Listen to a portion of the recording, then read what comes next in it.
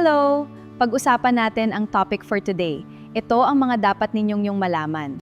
Mga mommies, baka ginagawa mo ito araw-araw. Heto ang tatlong pagkakamali sa pag-inom ng gamot na maaaring makasama sa kalusugan.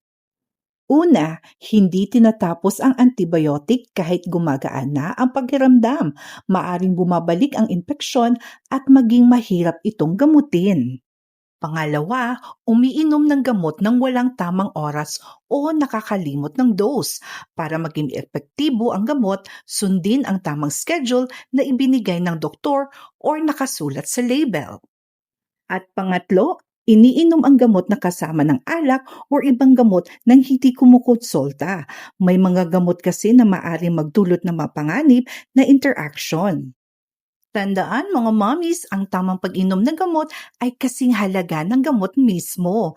Follow si Nurse Ate Ja para sa mas maraming health tips at health education. Gusto mo pa ba ng dagdag health tips? Madali lang, i-follow ako araw-araw. At para sa iba pang tips, mag-comment ka lang ng health. Salamat sa panonood!